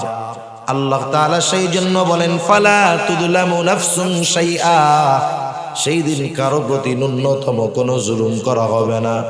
ওয়া ইন কানা মিসকালা হাববাতিন মিন খারদালিন আতাইনা বিহা, কেউ যদি দুনিয়াতে সরিষা দানা পরিমাণ কোনো আমল করে, আল্লাহ তাআলা বলেন আতাইনা বিহা, ওইটাকেও আমি হাজির করব। শুধু হাজির করব তা নয়, ওই কর্মের ব্যাপারে তার হিসাব নেওয়া হবে। আল্লাহ তাআলা বলেন, কাফা বিনা হাসিবিন, হিসাব নেওয়ার জন্য আমি আল্লাহই যথেষ্ট। এই কথাটাই সন্তানকে স্মরণ করা দিচ্ছে, আমার সন্তান, আল্লাহ তাআলার পাওয়ার কেমন তুমি জানো, ক্ষমতা কেমন তুমি জানো। তুমি যদি দুনিয়ার মধ্যে কোনো আমল করো, ওই আমলটা যদি পাথরের মধ্যেও করো, এই আয়াতের তাফসীরে রাসূল আকরাম সাল্লাল্লাহু আলাইহি ওয়াসাল্লাম বলেন, হযরত আনাস রাদিয়াল্লাহু তাআলা আনহু থেকে বর্ণিত হাদিস, নবীজি বলেন, কোন ব্যক্তি যদি এমন পাথরের মধ্যে আমল করে যেই পাথরের কোনো দরজাও নাই, জানালাও নাই, দরজাও নাই, জানালাও নাই, এটা অসম্ভব, এরপরেও যদি কেউ ওই রকম পাথরের মধ্যে কোনো আমল করে যেই পাথরে প্রবেশ করার, বাহির হওয়ার কোনো জায়গা নেই, ওই পাথরের মধ্যেও যদি দুনিয়ার কোনো বান্দা সরিষা দানা পরিমাণ কোনো আমল করে, সেই আমলটাও কিয়ামতের দিন হাজির করবেন যিনি, তিনি কে? এর দ্বারা সন্তানকে কি বুঝাইতেছে লোকমান? বুঝাচ্ছে, সন্তান, তুমি হয়তো আমার সামনে ভালো কাজ করবা, কারণ বাবার সামনে তো ছেলে সিগারেট খাবে না, খাবে গাঁজা খাবে, খারাপ কাজ করবে, ইফটিজিং করবে, বাবার সামনে করবে? বলে করবে না। তুমি হয়তো আমার সামনে ভালো কাজ করবা, কিন্তু আমার অগোচরে হয়তো মন্দ কাজ করবা, হয়তো একাকী ঘরের মধ্যে গুনাহ করবা। ও আমার সন্তান, হয়তো আমি দেখবো না, দুনিয়ার মানুষ জানবে না। তুমি যদি একাকীও করো, রাতের আধারেও যদি করো, নীরবে নিভৃতে ঘরের দরজা লাগায় যদি তুমি কোনো আমল করো, সেটা ভালো হোক আর মন্দ হোক, তোমার ওই আমলের ব্যাপারে দুনিয়ার কারো খবর নাই, কিন্তু খবর আছে কার কাছে? এই কথাই হযরত লোকমান বলেন, ও আমার সন্তান, তোমার ওই আমলটা সেটা যদি পাথরের মধ্যেও হয়, আসমানেও যদি করো, জমিনেও করো, ওই আমলটা আল্লাহ রাব্বুল আলামিন হাজির করবে। কেন করবে?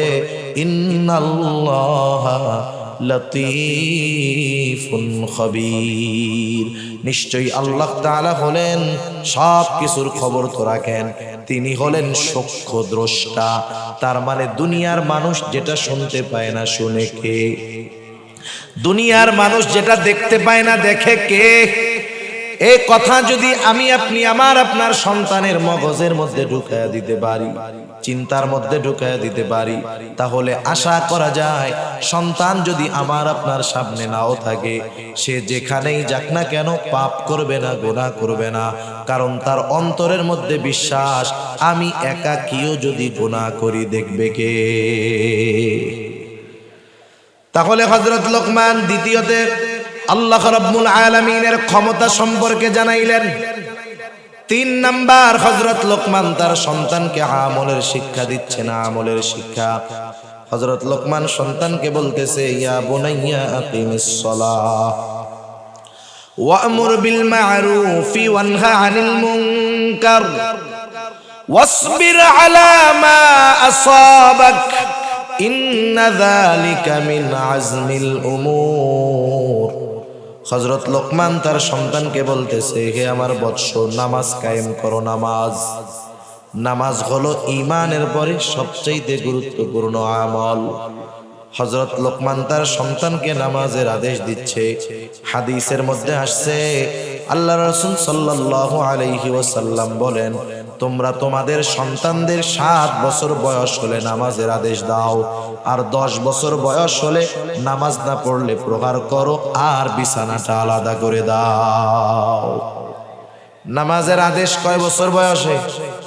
7। কয় বছর বয়সে? আপনাদের ঘুম আসতেছে? তাকবীর দেন, নারায়ে তাকবীর। আরে কি দেন, আপনাদের তো আরো জোশ বেশি হওয়ার কথা। নারায়ে তাকবীর। নাকি চিন্তা করতেছেন হুজুর আপনি একা করতেছেন ওয়াজ, এটা শুনবো কি? ওইদিকে থেকে তো আওয়াজ আছে, ওইটাও একটু শুনি। 2 ওয়াজ একসাথে শোনার দরকার নাই, একটাই শুনেন। তাহলে দেখেন, ঈমানের পরে সবচাইতে গুরুত্বপূর্ণ কাজ হলো নামাজ। 7 বছর বয়স যখন হবে সন্তানের, নামাজের আদেশ দিতে হবে। নবীজি সাল্লাল্লাহু আলাইহি ওয়াসাল্লাম বলছেন, 10 বছর বয়স হলে নামাজ না পড়লে প্রহার করতে হবে। এখন বুঝে থাকলে বলেন, আপনি যদি কাউকে কোনো বিষয়ে আদেশ করতে চান, যেই বিষয়ে তার জানা নাই, ওই বিষয়ের কাজ বা তার অভিজ্ঞতা নাই, বলেন তো জানার পরেও আপনি যদি সেই কাজের ব্যাপারে তাকে আদেশ করেন, কাজটা ঠিক হবে? ঠিক হবে না। আপনার ছেলে, আপনার সন্তান যেই কাজটা পারে না, আপনি তাকে যেটা শেখান নাই, সেই কাজের ব্যাপারে তাকে যদি আদেশ করেন, এটা তার উপরে জুলুম করা হবে। তাহলে যে কোনো জিনিস আদেশ করার জন্য যাকে আদেশ করা হবে তাকে আগে শেখাতে হয়, অভ্যাস করাতে হয়। এখন বলেন, 7 বছরে যদি সন্তানকে নামাজের আদেশ দিতে হয়, নামাজ শেখাতে হবে 7 বছরের পরে না আগে? আর অনেক আগের থেকে শেখাতে হবে। তার মানে আপনি তাকে 5 বছর থেকে কমপক্ষে নামাজে অভ্যস্ত করবেন। মাঝে মধ্যে মসজিদে নিয়ে যাবেন, মাঝে মধ্যে সুন্নাত নফল নামাজ ঘরে পড়বেন। ছোট বাচ্চা, 2 বছরের বাচ্চাও যদি হয়, কোনো বাবা যদি ঘরে নামাজ পড়ে সুন্নাত নামাজ, ওই বাচ্চা 2 বছরের বাচ্চা হলেও দেখবেন বাবার সাথে দাদার সাথে আইসা রুকু দেয়, সেজদা দেয়। তার পরনে কোনো কিছু না থাকুক, মাথার মধ্যে একটা টুপি লাগায়া সেও নামাজের মতো অভিনয় করে। ঠিক কিনা বলেন? আপনি যখন এই সুন্নাত পড়লেন ঘরে, কারণ আমাদের মা বোনেরা সাধারণত ঘরের কোণে নামাজ পড়েন নিরিবিলি জায়গায়, যেখানে আলো কম। কিন্তু কোন পুরুষ যখন ঘরে নামাজ পড়ে ঘরের কোনায় যায় না, সে বারান্দায় নামাজ পড়ে, খোলা জায়গায় পড়ে। আপনি যখন সুন্নাত নামাজটা ঘরে পড়বেন, নফল নামাজটা ঘরে পড়বেন, আপনার সন্তান, আপনার ভাতিজা, আপনার ভাগ্নে, আপনার নাতি, সে এসে আপনার পাশে নামাজের অভিনয় করবে, সে নামাজে অভ্যস্ত হবে। কারণ বড়রা যেই কাজটা করে ছোটরা দেখে শুনে আর মনে করে ওটাই মনে হয় ভালো, ঠিক না? দেখবেন এটা বাচ্চাদের অভ্যাস। এইবার আরেকটু বড় যখন হলো, 3 বছর 4 বছর বয়স, 4 4.5 বছর বয়স, এখন সে ভালো মন্দ বলতে পারে, প্রস্রাব পায়খানা আসলে বলতে পারে। 5 বছর বয়স হয়ে গেছে, এখন আপনি তাকে নিয়ে মসজিদে যাবেন, এটা হবে তার অভ্যাস। 5 বছরের বাচ্চা মসজিদে প্রস্রাব পায়খানা করবে না, প্রস্রাব পায়খানা করলে আব্বাকে ডাকবে, বলবে। আমাদের সমাজে এই বিষয়টা নাই।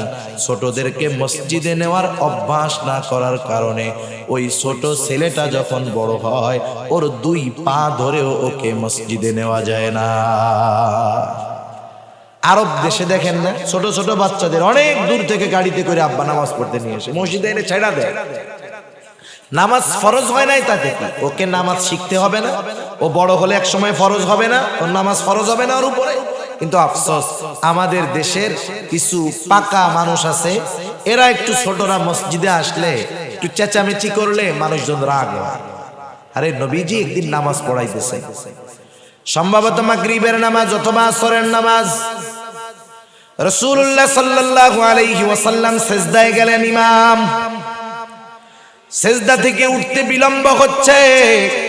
সাহাবায়ে কেরাম ভাবলো মনে হয় সিজদার মধ্যে কোনো ওহী নাজিল হইতেছে। আর নবীজি সাল্লাল্লাহু আলাইহি ওয়াসাল্লাম যখন কোনো নতুন ওহী নাজিল হতো, সাথে সাথে উপস্থিত সাহাবারা যারা থাকতেন তাদের সামনে নবীজি তিলাওয়াত করতেন আর বলে দিতেন এটা ওই সূরার অংশ, ওইটার সাথে যোগ করবা। রাসূলুল্লাহ সাল্লাল্লাহু আলাইহি ওয়াসাল্লাম নামাজ শেষ করলেন, সাহাবাদের দিকে ঘুরে বসলেন। সকলে চিন্তা করতেছে হয়তো নতুন কোনো ওহী নাজিল হয়েছে, তিলাওয়াত করে নবীজি শোনাবে। কিন্তু নবীজি তো কিছু বলেন না। একজন উৎসুক সাহাবী নবীজিকে প্রশ্ন করলো, ইয়া রাসূলুল্লাহ, নামাজের ওই সিজদাটা অনেক দীর্ঘ করলেন, বিলম্ব করলেন, কোন ওহী নাজিল হয়েছিল নাকি? নবীজি সাল্লাল্লাহু আলাইহি ওয়াসাল্লাম বললেন, না, ওহী নাজিল হয় নাই। আমি যখন ওই রাকাতের সিজদায় গেলাম, নবীজির মসজিদের মেহরাব যেটা ছিল, নামাজ যে জায়গায় দাঁড়ায় পড়াইতেন, একেবারে সাথে সাথেই একটা দরজা, দরজার পাশেই নবীজির হুজরা। নবীজি সাল্লাল্লাহু আলাইহি ওয়াসাল্লাম রমাদানে ইতিকাফ করতেন। আয়েশা সিদ্দিকা রাদিয়াল্লাহু তাআলা আনহা বলেন, নবীজি মসজিদে ইতিকাফে থাকতেন আর আমি হুজরার দরজা দিয়ে নবীজির মাথায় তেল দিয়ে দিতাম। তার মানে বুঝতে পারছেন, মসজিদ আর নবীজির হুজরাটা হলো একেবারে সাথে। নবীজি সিজদায় গেলেন। এইবার নবীজি বলেন, আমার নাতি হুসাইন, আমি যখন সিজদায় গেলাম আমার ঘাড়ের উপরে উঠে খেলা শুরু করে দিল। আমি দেখছি অনেক সময় বাসায় যখন কেউ নামাজ পড়ে, ছোট বাচ্চা ঘোড়ার মতো করে ওইটা নাচে, ওঠে না? এবার মা কি করে, ধাক্কা দিয়া ফেলায় দেয়, মানে ওর সাথে কুস্তি করে। আরে ওইটা খেলুক না, কারণ ছোট বাচ্চাদের অভ্যাস হইল ওরা এক কাজ অনেক সময় করে না। আপনি ছোট একটা বাচ্চাকে দিয়ে এক কাজ অনেক সময় করাতে পারবেন না। 2-3 মিনিট পর পর ওর খালি কাজ পরিবর্তন হয়। ও হয়তো 1 মিনিট আপনার সিজদার সময় ঘাড়ের উপরে ওইটা বসবে, যখন দেখবেন নড়াচড়া করে না, ও এমনি নেমে যাবে। তা আপনি সুবহানা রাব্বিয়াল আলাটা একটু বাড়ায়া পড়েন, অসুবিধা নেই তো? অসুবিধা আছে, কিন্তু কি করে, ধাক্কা দিয়া ফালায়া দেয় ছোট বাচ্চা। এ কাজ আমরা করব না। আমি নামাজের সিজদায় গেলাম, ছোট বাচ্চা ঘাড়ের উপরে উঠছে, যতক্ষণ থাকে থাক।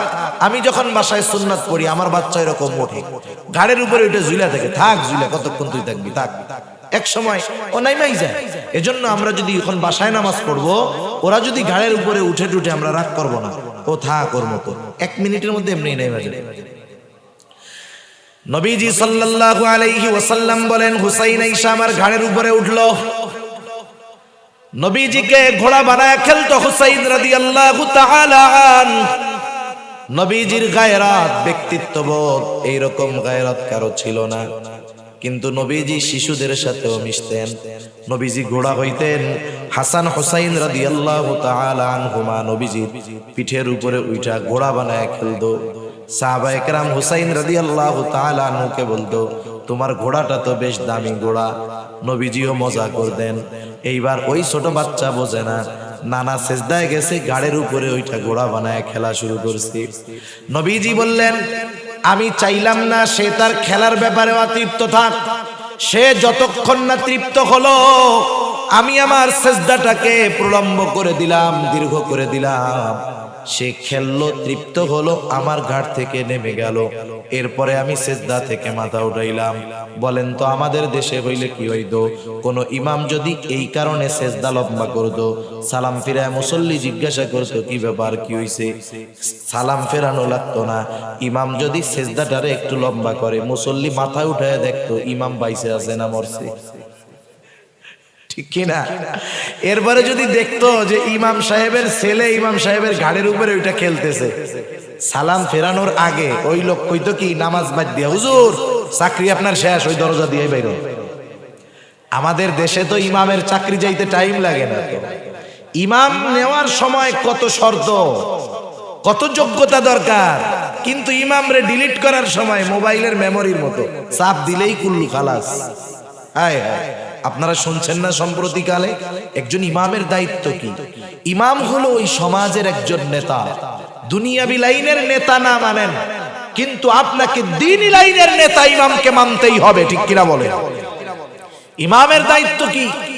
ইমাম যখন দেখবে ওই সমাজে তার মহল্লার মধ্যে শরীয়ত বিরোধী কোনো কাজ হচ্ছে, ওই ইমাম তার দায়িত্বের কারণে বাধা প্রদান করবে, ঠিক কিনা বলেন?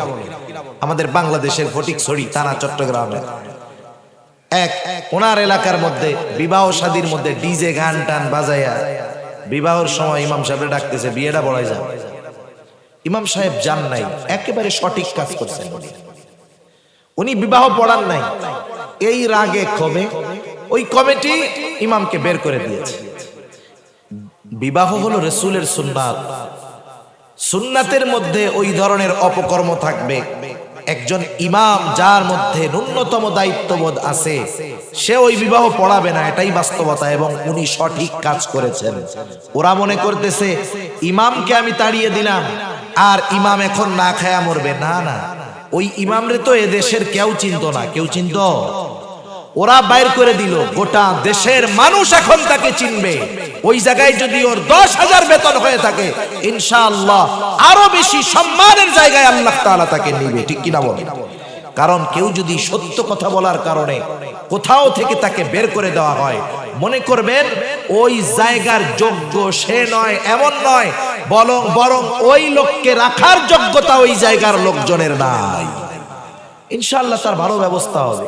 তো যাই হোক, আমাদের দেশের ইমামদের চাকরি যেতে টাইম লাগে না। এই কথা বললাম যে নবীজি নামাজের মধ্যে সেজদায় বিলম্ব করেছেন একজন শিশুর ইচ্ছাকে প্রাধান্য দিতে গিয়ে। আমাদের মসজিদে অনেক সময় বাচ্চারা যায়, অনেক মসজিদে একটু জিলাপি টিলাপি দেয়, মাঝে মধ্যে দেয় না? আপনাকে এলাকায় দেয় না? কতজন টিটকারি মারে, দেখ নিজেও নিতে আইসি, কোলের ডারে লই আইসি। খবরদার, এরকম আমরা বলবো না, লজ্জিত করবো না কাউকে।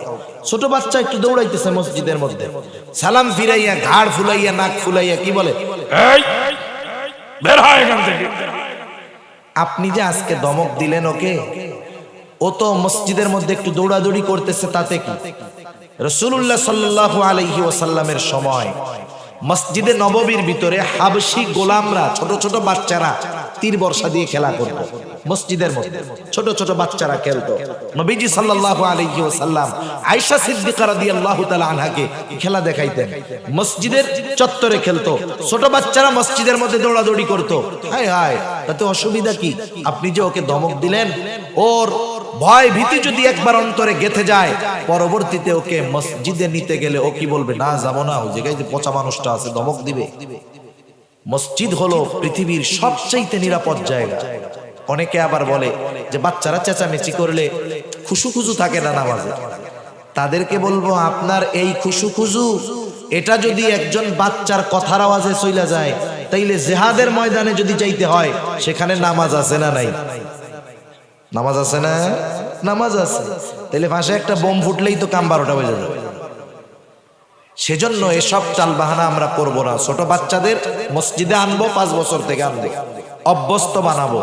ও যদি অভ্যস্ত হয়ে যায় 7 বছর বয়সে ওকে নামাজের জন্য আদেশ করা লাগবে না।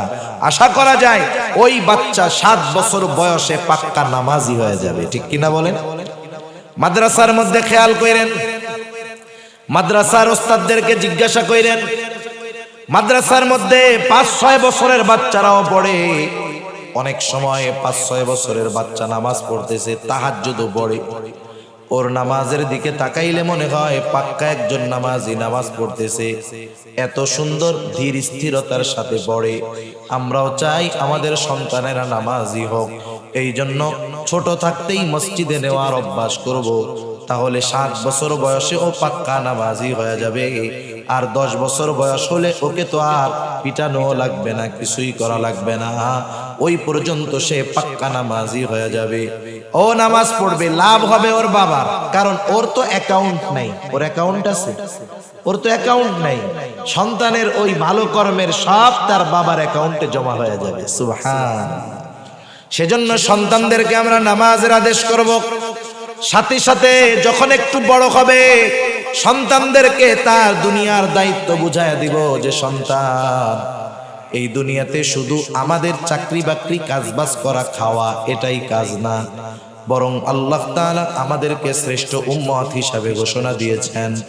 শ্রেষ্ঠ উম্মত হওয়ার জন্য কাজটাও কিন্তু শ্রেষ্ঠ কাজ। কাজ কি? এবার আমরা সন্তানদেরকে বলবো, জানায় দিব, তা'মুরুনা বিল মা'রুফ ওয়া তানহাউনা আনিল মুনকার ওয়া তু'মিনুনা বিল্লাহ। আল্লাহ রাব্বুল আলামিন বলেন, কুনতুম খায়রা উম্মাহ উখরিজাত লিন-নাস, তোমরা হলে শ্রেষ্ঠ উম্মত, তোমাদেরকে মানুষের কল্যাণের জন্য বের করা হয়েছে। কোন কর্মের ভিত্তিতে তোমরা শ্রেষ্ঠ উম্মত? তা'মুরুনা বিল মা'রুফ ওয়া তানহাউনা আনিল মুনকার, ভালো কাজের আদেশ, অসৎ কাজের নিষেধ, এইটা করতে হবে। সাথে সাথে ঈমান থাকতে হবে। ঈমানদার ভালো কাজের আদেশ করে, অসৎ কাজের নিষেধ করে, এই লোকটাই হলো শ্রেষ্ঠ উম্মত। এবার হযরত লোকমান সেই কথাই বলতেছে, বৎস, নামাজ কায়েম করার পাশাপাশি আরো একটা কাজ করবা, ওয়া'মুর বিল মা'রুফ ওয়ানহা আনিল মুনকার, ভালো কাজের আদেশ করবা, অসৎ কাজের নিষেধ করবা। এই কর্মটা ঈমানের সাথে সম্পৃক্ত কর্ম। কারণ নবীজি সাল্লাল্লাহু আলাইহি ওয়াসাল্লাম জানায় দেন, মান রাআ মিনকুম মুনকারা ফালইউগাইরহু বিয়াদিহি ফাইন লাম তাসতাতি' ফাবিলিসানিহি ফাইন লাম তাসতাতি' ফাবিকলবিহি ওয়া যালিকা আযআফুল ঈমান। অনেক সময় আমরা এটা মনে করি আমাদের কাজ হলো শুধু নামাজ রোজা করা, আর কোনো দায়িত্ব নাই। বাস্তবতা হলো প্রত্যেকটা ঈমানদারের উপরে এই দায়িত্ব, ভালো কাজের আদেশ করা, অসৎ কাজের নিষেধ করা। বলেন, এ দায়িত্ব একজনের উপরে না সবার উপরে? কিন্তু সবার উপরে কাজটা সমানভাবে হবে না। কারণ আপনাদের এলাকার এমপি সাহেব যেই মন্দ কাজটা থামাতে পারবে, আপনি পারবেন? আমি পারবো? কারণ ওই পাওয়ার আল্লাহ আমারে দেয় নাই। এজন্য নবীজি সাল্লাল্লাহু আলাইহি ওয়াসাল্লাম হাদিসের মধ্যে আমাদেরকে জানিয়ে দিয়েছেন যে আমরা কোন পদ্ধতিতে ভালো কাজের আদেশ, অসৎ কাজের নিষেধ করব। ভালো কাজের কথা বলা যায়, কিন্তু অসৎ কাজ থেকে থামানো কঠিন। নবীজি এজন্য বলেন, যখন তোমাদের মধ্যে কেউ ভালো মন্দ কাজ দেখবে, মান রাআ মিনকুম মুনকারা, খারাপ কাজ দেখবে, তার ক্ষমতা আছে, পাওয়ার আছে, সে কি করবে?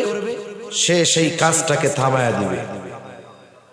ফালইউগাইরহু বিয়াদিহি, সে শুধু থামায়া দিবে তা নয়, ওই মন্দ কাজের জায়গায় ভালো কাজ প্রতিষ্ঠিত করবে। একটা হলো থামায়া দেওয়া, আর একটা হলো ঘুরায়া দেওয়া।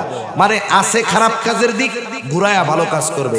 এক জায়গায় গান হয়, যাত্রাপালা হয়, খারাপ অনুষ্ঠান হয়, পাওয়ার আছে, ক্ষমতা আছে, ওই কাজ বন্ধ করে ওই জায়গায় সে ভালো কাজ প্রতিষ্ঠিত করবে। এক সময় গান হইতো, এখন সে সেটারে ঘুরাইয়া দ্বীনি একটা মজমার ব্যবস্থা করলো, তাফসীর মাহফিলের ব্যবস্থা করলো, ইসলামী সম্মেলনের ব্যবস্থা করলো।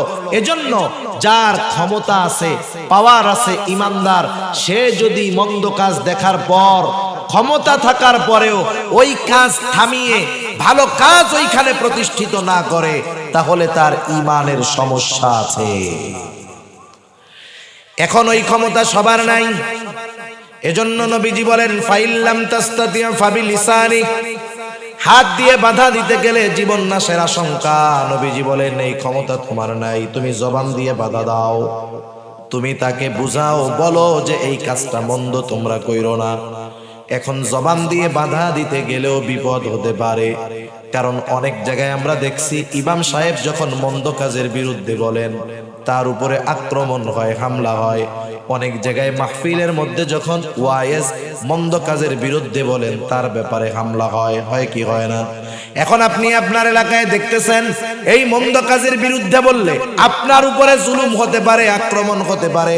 আপনার হাত দিয়ে বাধা দেওয়ার ক্ষমতা নাই, জবান দিয়ে বললেও বিপদ, কারণ যে কাজগুলো যারা করতেছে বড় প্রভাবশালী।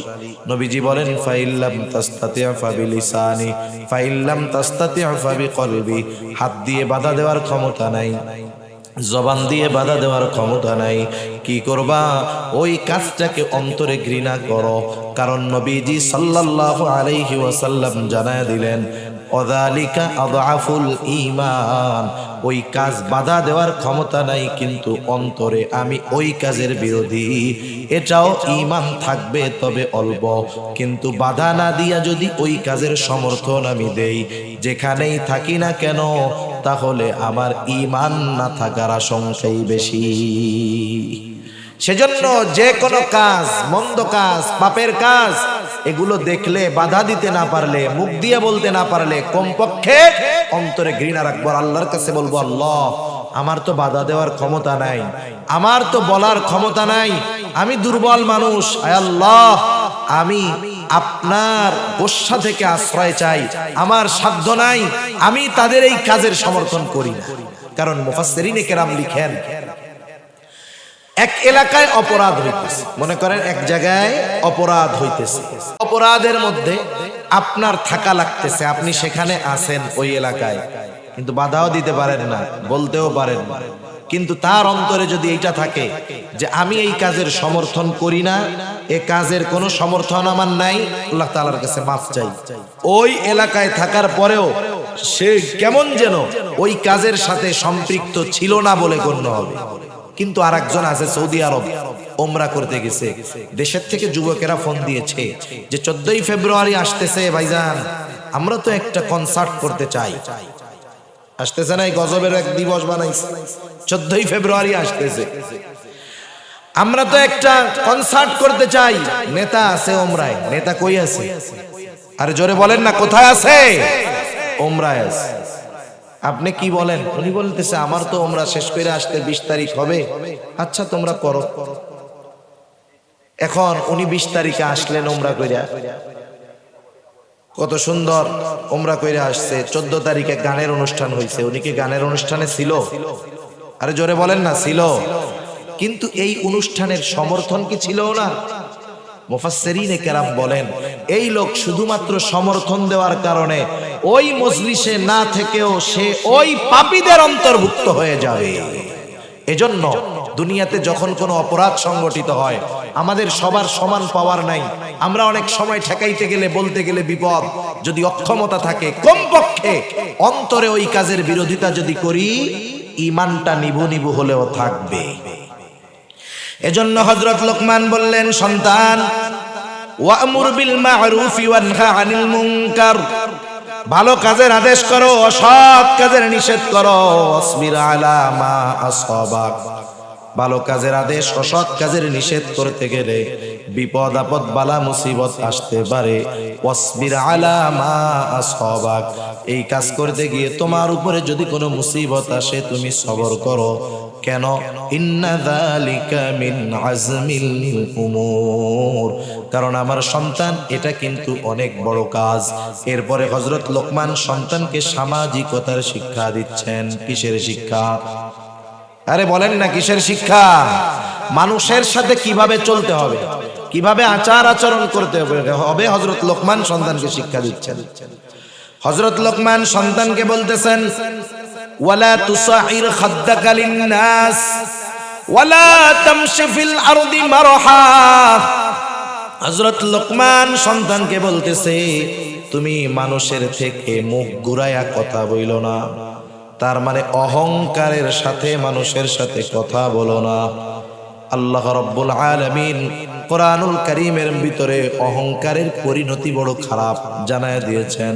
শুধু তাই না, নবীজি সাল্লাল্লাহু আলাইহি ওয়াসাল্লাম বলেন, লা ইয়াদখুলুল জান্নাতা মান কানা ফি কলবিহি মিসকালা হাববাতিন মিন কিবর, যার অন্তরের ভিতরে যারা পরিমাণ অহংকার থাকবে সে জান্নাতে প্রবেশ করবে না।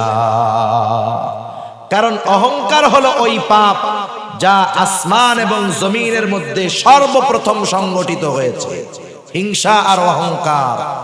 আদম আলাইহিস সালামকে ইবলিস সিজদা না করার কারণ হলো হিংসা আর অহংকার। তাকাব্বুর, অহংকারের কারণে আদম আলাইহিস সালামকে সিজদা করে না ইবলিস, তার সব কিছু বাতিল হয়ে গেছে, চির লানত প্রাপ্ত হয়ে গেছে। সেজন্য অহংকার বড় খারাপ এক রোগ। আমরা অনেক সময় আমাদের সমাজে আছে একজন অনেক টাকা পয়সার মালিক, ধন দৌলত, গাড়ি বাড়ির অভাব নাই, সে তার গরিব মানুষ, আশেপাশের গরিব যারা অসহায় যারা, তাদেরকে তুচ্ছ তাচ্ছিল্য করে, আছে না নাই? অভাব নাই। যারা সম্পদওয়ালা তারাও সন্তানদের শিক্ষা দিবে, বাবা কোন সময় মানুষের সাথে খারাপ আচরণ করবা না।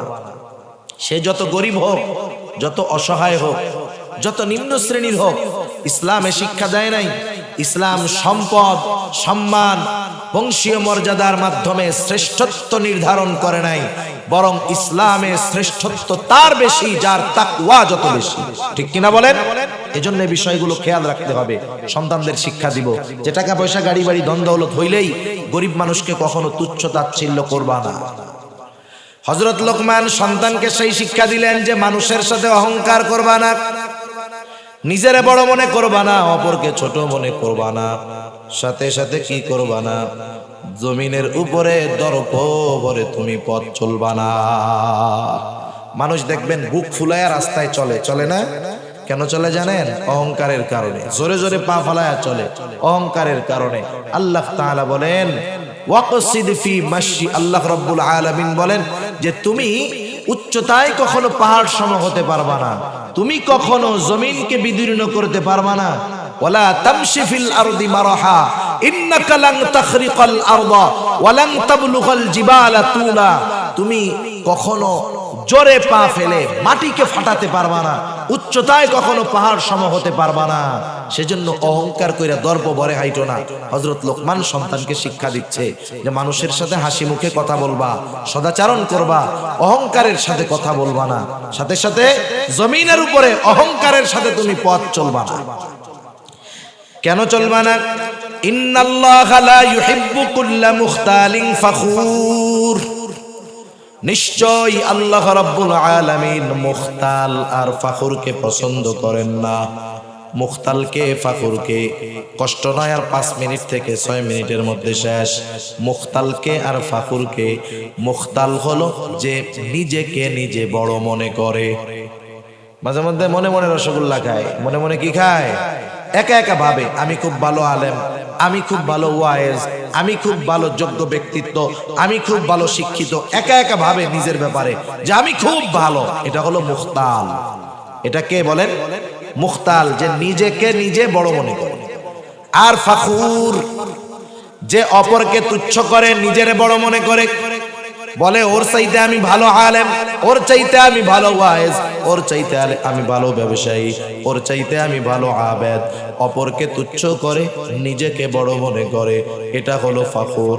আল্লাহ তাআলা বলেন ইন্নাল্লাহা লা ইউহিব্বু কুল্লা মুখতালিন ফাখুর, নিশ্চয়ই আল্লাহ তাআলা মুখতাল আর ফাখুরকে ভালোবাসেন না। বলেন তো, একটা মানুষের দুনিয়ার সব কিছু আছে কিন্তু আল্লাহ তাকে ভালোবাসে না, দুনিয়া থাকার দ্বারা তার কোনো লাভ আছে নাকি? কারণ দুনিয়ার কিছু নাই, আল্লাহর ভালোবাসা যদি পায় কোনো অসুবিধা নাই। দুনিয়ার সব আছে কিন্তু আল্লাহর ভালোবাসা নাই, এ সম্পদ সম্মানের কোনো দাম নাই, কারণ আল্লাহর ভালোবাসা যে পাবে না তার ঠিকানা হবে জাহান্নাম।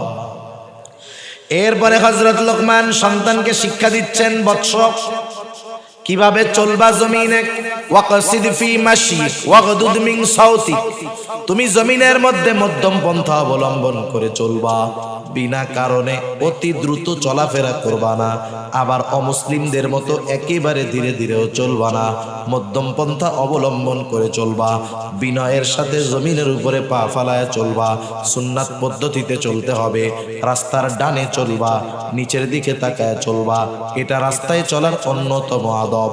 ডানে বামে তাকায়া উল্টা পাল্টা কইরা চইল না, কারণ অনেক সময় দেখা যায় এই উল্টা পাল্টা কইরা চলার কারণে বিপদ আসে কি আসে না।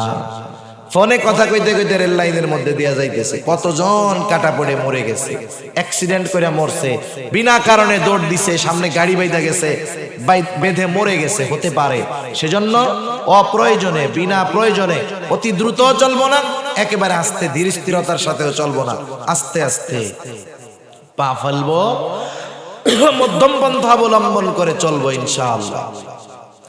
এরপরে সন্তানকে বলতেছে, তুমি তোমার কণ্ঠস্বরকে উঁচু কইরো না, ওয়াগদুদ মিন সাউতিক,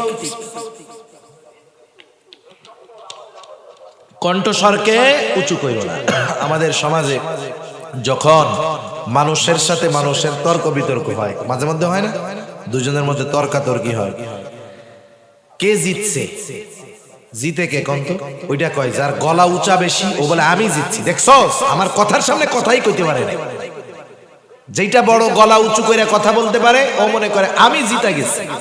অথচ যারা বিনা কারণে উচ্চ স্বরে কথা বলে, এদের ব্যাপারে কোরআনুল কারীম বলতেছে যে তাদের কণ্ঠস্বর গাধার কণ্ঠস্বরের মতো, তাদের কণ্ঠস্বরকে গাধার কণ্ঠস্বরের সাথে তুলনা করা হয়েছে। এজন্য সন্তানদের শিক্ষা দিব, বিনয়ের সাথে কথা বলবা। অনেক সময় আমাদের মূর্খদের সাথে তর্ক লাগে, জ্ঞানীরা মূর্খদের থেকে দূরে থাকে। জ্ঞানী যারা, তারা কি বলে, রহমানের বান্দাদের গুণাবলীর মধ্যে একটা গুণাবলী হলো ওয়াইদা খাতাবাহুমুল জাহিলুনা ক্বালু সালামা, যখন তাদেরকে উদ্দেশ্য করে কোনো জাহেল কিছু বলে, তখন ওরা কি বলে, সালামা, শান্তি শান্তি। তার মানে ভাই ঠিক আছে ঠিক আছে, তুই জয়, যা যা যা, সে কোনো ভেজালের মধ্যে যায় না। আমরা যদি মনে করি যে আমি কথা না বইলা চইলা আসলাম, হাইরা গেলাম, বিষয়টা এমন নয়। এখানে ওই চিল্লাচিল্লি যে করছে সেই হারছে, আর তার কণ্ঠস্বরকে গাধার কণ্ঠস্বরের সাথে তুলনা করা হয়েছে। ইন্না আনকারাল আসওয়াত লাসাউতুল হামির, নিশ্চয়ই সবচাইতে নিকৃষ্ট আওয়াজ হলো গাধার আওয়াজ। এখন আসেন, আমরা আমাদের সন্তানদেরকে যদি হযরত লোকমানের এই নসিহা গুলো করি, ওয়াজ গুলো করি, আমাদের সন্তান সম্পদে পরিণত হবে, দুনিয়াও কাজে আসবে, আখিরাতেও কাজে আসবে। সেজন্য আজকের শিক্ষণীয় বিষয়, 1 নাম্বার, আমরা আমাদের সন্তানদেরকে ঈমানের শিক্ষা দিব। আমি অনেক সময় নিজে দিতে পারি না, আমি ঈমান শিক্ষা দেওয়ার নিয়তে আমার সন্তানটাকে মাদ্রাসায় দিয়ে দিব, কারণ মাদ্রাসায় তাকে ঈমানের পরিচয় শেখানো হবে। সাথে সাথে আমিও তাকে নসিহত করব যদি আমি নিজে বুঝি। এরপরে আমরা তাকে আল্লাহর ক্ষমতা সম্পর্কে ছোটবেলা থেকে বিশ্বাস করাবো। ছোট বাচ্চাদেরকে যা বোঝানো হয়, যেই আকীদা, যে বিশ্বাস তার অন্তরে একবার গেঁথে যায় ছোটবেলায়, এ বিশ্বাস তার মধ্যে কাজ করে। কারণ আরবিতে একটা প্রবাদ আছে, প্রত্যেকটা জিনিস তার মূলের দিকে ফিরে আসে, প্রত্যেকটা জিনিস তার মূলের দিকে ফিরে আসে। ওই বাচ্চাটাকে যদি আমি আল্লাহর ক্ষমতা সম্পর্কে বিশ্বাস করাতে পারি, হয়তো শয়তানের ধোঁকায়, আল্লাহ না করুন, পাপাচারে লিপ্ত হতে পারে, কিন্তু জীবনের একটা সময় সে আবার তার মূলের দিকে ফিরে আসবে। দেখেন না, মানুষ যখন ঘুড়ি উড়ায়, প্রথমে তো হাতেই থাকে, আস্তে আস্তে আস্তে আস্তে নাটাই থেকে সুতা ছাড়ে, কত দূর চলে যায় ঘুড়ি। যখন আবার সূর্য ডুবে যায়, সন্ধ্যা নেমে আসে, ঘুড়ির মালিক আবার টান দিয়ে ঘুড়িটারে হাতে নিয়ে আসে, ঠিক কিনা বলেন?